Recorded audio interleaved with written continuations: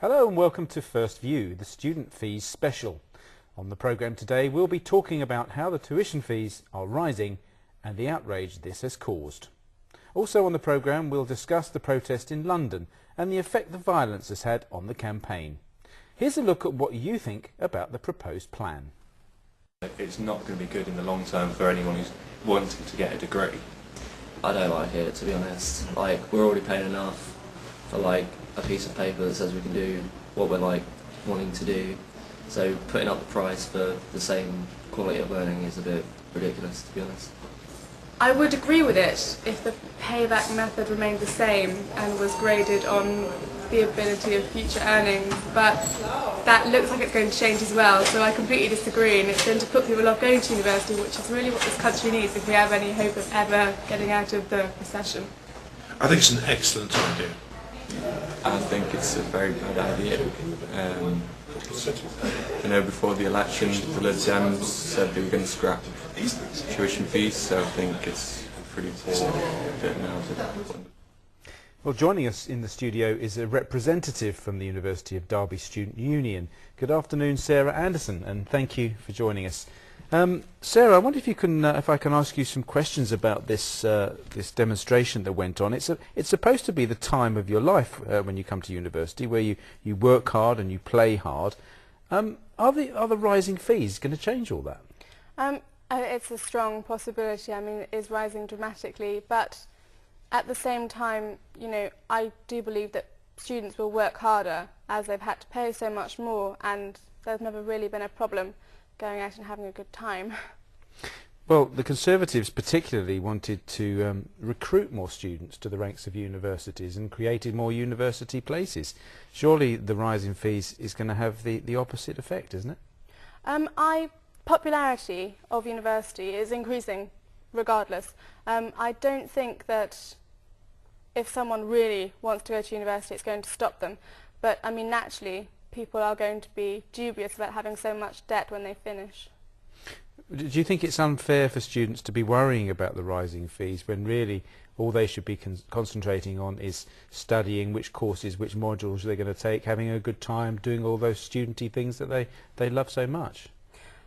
I think it's going to add extra pressure, but at the same time it's unrealistic to imagine that you're going to be in an academic bubble, and students already have the worry of money above them anyway, so it's not really going to be something they can't deal with. But do you think the time has come to reassess the number of universities we have? Certainly over the last 20 years or so we have got an increasing number of universities throughout the country with more places than ever before, so the marketplace is expanded and more people are going to university. Do you think it's now time to reassess whether that is the case? I think opening up other avenues to students is a good idea and should be reviewed, but having more universities and creating more university places that are being filled, which is part of the problem, just goes to show that this country needs more education really for the people that want it, because it's not exactly an unpopular. No, it's not unpopular, but should there be, I suppose what I'm asking is, should there be education on demand? Just because people say, I want it, it's my right, if it's unsustainable in the current climate financially, should we be thinking about other things? No, I don't. I think we should be thinking about how to make it stable financially, because, you know, it's graduates that are going to pay the taxes, that'll pay for everything else in the future. I don't think it should be an option to create lesser places. So what do you feel about the graduate tax? In theory, it's a good idea. It's fair. I mean, if you earn more when you graduate, you should pay more tax. It's fair on those that don't earn as much. You know, they shouldn't have to pay the same amount. But it is tricky to say how much the percentage will be as to whether it will be fair. So presumably universities that don't charge the full whack of tuition fees will get more students, and those that charge a lot of money will get fewer students. Is that what's going to happen, do you think? It's a possibility, and it's a probability, in fact, but we don't know as yet how the rise in tuition fee is going to fall for different universities. It might be that some cannot raise their fees. It might be that some are required to. We don't know how that's going to work out. No, I understand. We don't predict the future, but surely fewer student places when we're in a recession means that those people who would have been students are thrown onto the job market. So at the moment, potentially, unemployment could go up if there are fewer students in university. Potentially. It's a possibility that it will go up, and if it does, it will increase for younger people more so than for any other group. But this may just push students that didn't necessarily want to go to university for a degree, more for the education, to go into more entrepreneurial schemes. Well, from 2012, universities in England will be able to charge tuition fees of up to £9,000 a year, almost triple the current maximum of £3,290 this year. Upon finding this out, there has been major outcries from various people and current and future students, and this has led to a demonstration in London on November the 10th and a further one on November the 24th.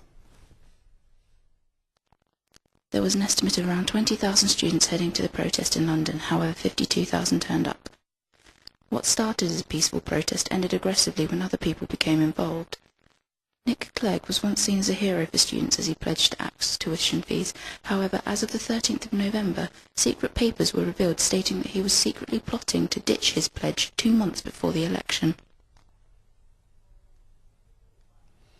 Pretty disturbing pictures, Sarah. Were you surprised at the number of students that went down to London to join this march? I wasn't surprised at all. No, students have always been really good at voicing their opinions, and especially to politicians. It's never been an issue. No, I wasn't surprised at all that so many people turned up. But what was the atmosphere like down in London on that day? It was amazing, actually, to know that so many people were with you, behind you, for the same cause. You know, it really does feel like you're making a change. But, of course, it didn't all go to plan.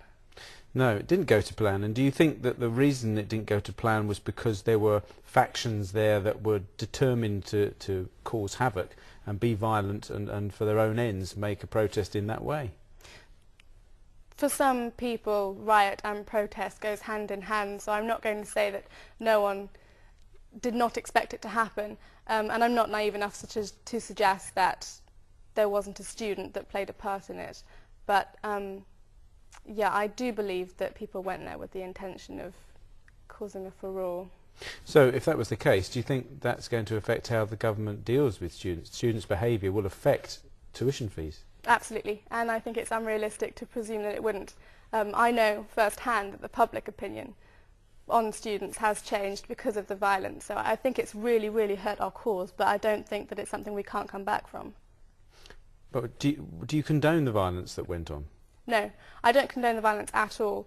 I can understand the emotion behind it, but, you know, plenty of people felt that way. Plenty of people thought that this was the most unjust thing that's happened in their lifetime, and, you know, those people did not get violent or cause a fuss. Where do you think the students feel the money is going to come from? I mean, they realise that there's got to be a big hike in tuition fees, that universities are desperately in need of money to sustain themselves.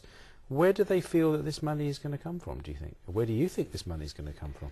I assume that it will, you know, still come from the government. They'll still be paying for it, and it'll just be something that we pay back when we graduate. But it would be perhaps easier for us to take if we knew where the money, rather than where it was coming from, where it was actually going. I mean, we don't know if the resources for universities are going to change. We don't know how it's going to benefit us at all. So you're asking for more transparency then? You want to know where the money's going to? It would perhaps be easier for us to understand if we knew why it was needed. Now, the protest had been quite peaceful when it passed the Lib Dems headquarters. There was no violence, there was no bad behaviour. When it got to the Conservative Party headquarters, however, it was quite a different matter. Why do you think this was? There's always been animosity between students and the Conservative government. I mean, it's typical that students are seen as liberal. Therefore, you know, the Lib Dems appeal to most students. There's been animosity between students and the Conservative Party going back into the 1980s with Margaret Thatcher. So it's not surprising that it happened there.